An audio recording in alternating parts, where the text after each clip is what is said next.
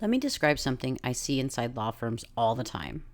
A case moves from new to active to pending to in progress to waiting. And no one can explain clearly what actually changed. Not the client, not the attorney, not the case manager, not leadership. The stage moved, but the work didn't. And when CRM stages don't reflect real movement, your system stops being operational and starts being decorative. Today, we're talking about why CRM stages must reflect reality, not your software defaults. Welcome back to Tech Talks with Grace, the show where we turn operational chaos into clarity one system at a time. We're continuing Pillar 6, CRM Excellence and Client Journey Management. In episode 16, we talked about why your CRM must become the operational heart of your firm. Not a filing cabinet, not a compliance record, and not a reporting afterthought. Today's episode is the natural next step. This episode is called Designing CRM Stages That Match Your Real Workflow. Because stages are not labels. They're not statuses, and they're definitely not just something you accept because the software came that way. Stages are how your firm understands where work is, transfers that responsibility, communicates with clients, and prevents cases from stalling silently. By the end of this episode, you'll understand what CRM stages are actually supposed to represent, why law firms struggle with stages more than other industries, how to design stages that work across multiple systems, and how to fix misaligned stages without blowing everything up. Let's slow this down and be precise. Let's talk about why the default stages fail law firms. Most CRMs and case management systems come with default stages. They all sound reasonable: new, open, active, pending, closed. Here's the problem. Those stages describe categories, not progress. In law firms, work does not move in neat linear categories. It moves through evidence collection, waiting periods, client responsiveness, attorney review, and external dependencies like courts, insurance carriers, or even government agencies. So when firms adopt default stages, one of two things happens. Failure mode 1. Everything lives in one stage. Cases sit, as an example, in active for months. Leadership thinks, that's fine, it's active. But active hides bottlenecks, missed follow-ups, waiting on clients, waiting on third parties. Your CRM loses visibility, as do you. Failure mode 2, stages are used differently by different roles. This is something I've seen happen often. It's unfortunate, but it's just an inconsistent stage usage. Intake moves a case because the intake is done. Case management moves it because they did something. The attorneys tend to ignore stages altogether. Now, the stage means something different depending on who touched it last. That's not a system. That's interpretation. Let's talk about reality, not ideals. Many law firms run more than one system. Examples that I see constantly are Lead Docket for leads and SmartAdvocate or Litify for cases. I've seen HubSpot for marketing and CasePeer for case management. One system for pre-retainer like JotForm or something that is just a form, and then one system post-retainer, possibly Salesforce native. This is not inherently wrong. The problem is when no one designs the boundary intentionally. What goes wrong? Leads become cases without a clear handoff, stages reset or disappear, fields don't map conceptually, even if they map technically, and teams argue about where the single source of truth actually lives. The firm ends up not knowing which system owns the client journey right now at this stage. They don't know when the responsibility actually transfers, and they're not 100% sure when the stages should change.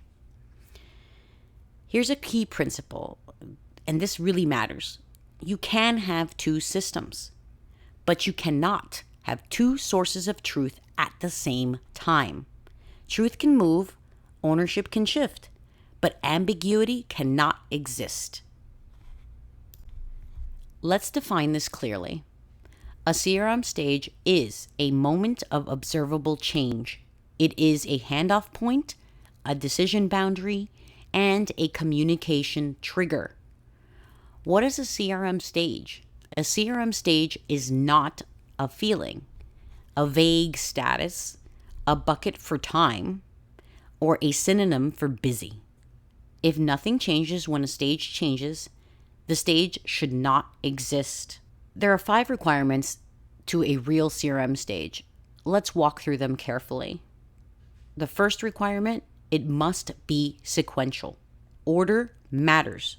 Stages must move in a clear direction, not back and forth, not circular, not whatever makes sense. If cases regularly jump backward, your stages are describing categories, not progress. The second requirement of a real CRM stage, it's observable, something that you can actually point to. You should be able to say, this stage changed because this specific thing happened. Here are some examples. Documents were received. A retainer was signed. A case was filed. Discovery was completed. Attorney review finished. If you can't observe it, you can't systematize it. The third requirement to a real CRM stage, it must be action-driven, meaning work changes. A new stage should mean someone new is responsible, a different type of work begins, a different clock starts, because stages without action create stagnation. The fourth, and very important, it must be aligned across your systems, even if your systems are split. So if you use one system for leads, one system for cases, your stages must align conceptually, even if they live separately.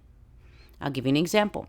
A lead stage in lead docket or your lead system could be consult completed, awaiting decision.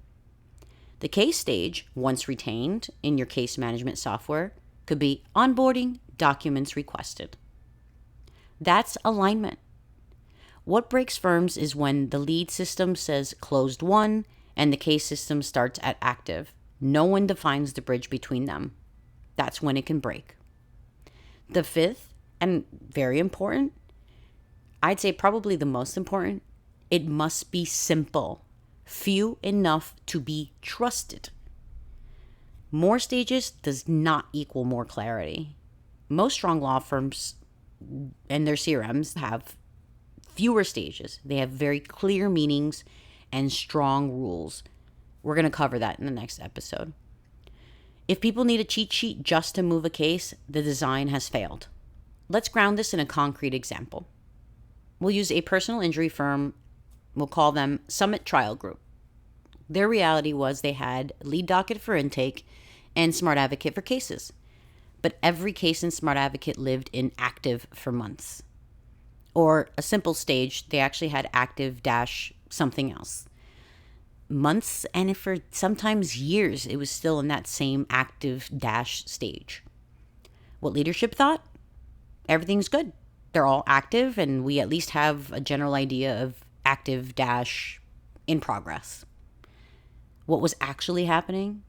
Some cases were waiting on medical records, some were waiting on clients, some were ready for attorney action, and some were stalled with no owner. The CRM couldn't show where work was stuck exactly, who needed to act, or which clients were at risk. However, after redesigning the stages to reflect waiting on client, waiting on third party, attorney review required, and filed pending resolution, something powerful happened. They didn't just gain visibility, they regained control. Let's turn this into grounded action, not just instructions for your software. Takeaway 1, I want you to write down the real workflow. Not what your CRM says, not what your standard operating procedures or SOP say. I want you to write what actually happens. You could take a piece of paper, a sticky note, even a napkin.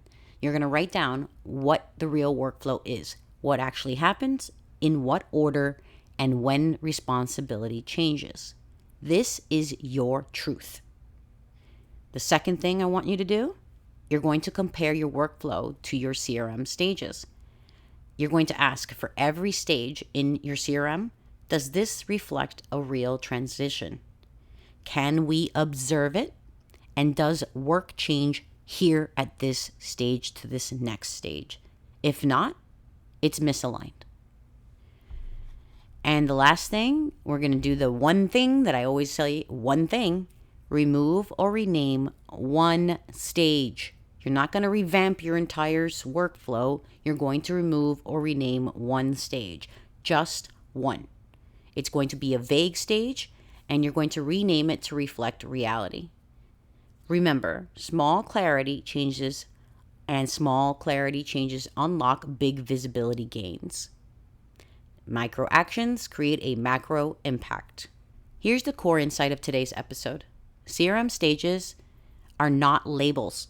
They are the language your firm uses to understand work.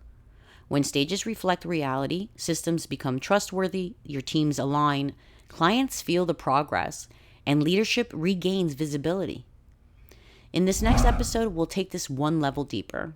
We're going to define the stage rules, because stages without rules still rely on memory, and memory is not a system. I'm Grace, and this is Tech Talks with Grace.